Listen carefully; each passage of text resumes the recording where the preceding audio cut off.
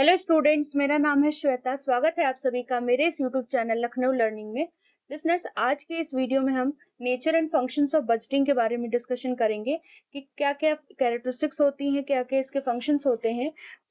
Budgeting के बारे में, इस टॉपिक के बारे में डिस्कशन करने वाले हैं आज के हम इस वीडियो में। आई होप आप सभी को ये वीडियो पसंद आए। अब आइए देखते हैं कि क्या होता है। Nature and functions of budgeting, जैसा कि स्क्रीन पर शो हो रहा है लिसनर्स।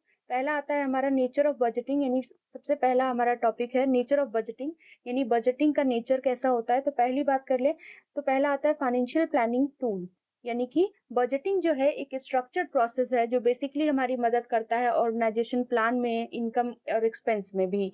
मतलब ऑर्गेनाइजेशन कैसे प्लान करती है अपने इनकम एंड एक्सपेंस को, तो फाइनेंशियल प्लानिंग टूल में ये बहुत हेल्प करता है। दूसरा, ये फ्यूचर ओरिएंटेड होता है, मतलब ये हमेशा फोकस रहता है इसका फ्यूचर पर, यानी फ्यूचर की फाइनेंशियल नीड्स पर, उसके लिए प्लान करता है, उसके लिए फोरकास्ट करता है। तो इसी फोरकास्टिंग और प्लानिंग दोनों फ्यूचर फाइनेंशियल नीड्स के लिए होती है।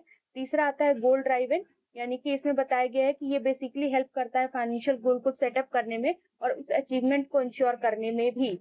फिर आता है कॉन्टिन्यूअस प्रोसेस। कॉन्टिन्यूअस प्रोसेस की बात करें तो बजटिंग जो है एक एक टाइम एक्टिविटी नहीं है कि एक बार आपने कर दिया और उसके बाद बजटिंग हो गई। नहीं, ये बजटिंग जो है ये हमेशा रेगुलर करनी पड़ती है, रेगुलर इसमें मॉनिटर करना पड़ता है, अपडेट करना पड़ता है। नेक्स्ट आता है fifth point, control mechanism. Control mechanism के बारे में बात करें तो ये क्या एक फाइनेंशियल कंट्रोल की तरीके काम करता है, कैसे कंपेयर करके एक्चुअल परफॉर्मेंस को प्लान टारगेट से।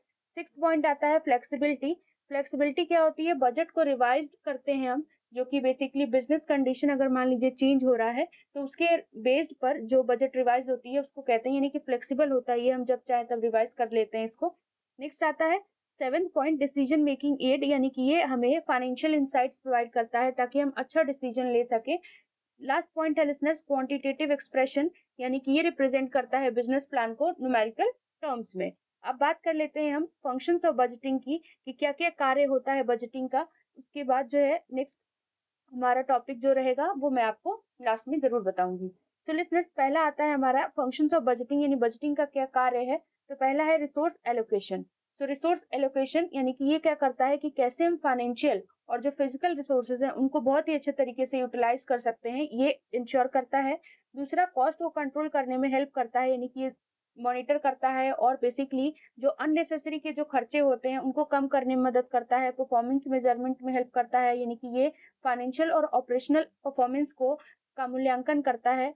नेक्स्ट आता है फोरकास्टिंग एंड प्लानिंग, यानी कि फोरकास्टिंग एंड प्लानिंग में भी हेल्प करता है कि हम प्रिडिक्ट कर सकते हैं कि फ्यूचर में कितना हमें इनकम होगा, एक्सपेंस होगा या फाइनेंशियल नीड्स क्या है हमारी, तो उसमें भी हेल्प करता है।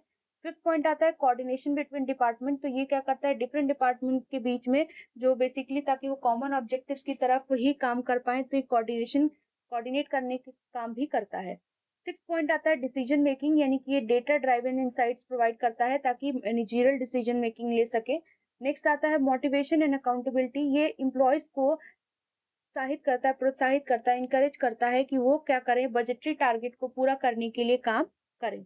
फिर लास्ट पॉइंट है रिस्क मैनेजमेंट। तो यानी कि ये आइडेंटिफाई करता है फाइनेंशियल रिस्क को और फिर प्रिपेयर करता है मिटिगेशन स्ट्रेटेजीज कि कैसे हम उस चीज को कम कर सकते हैं।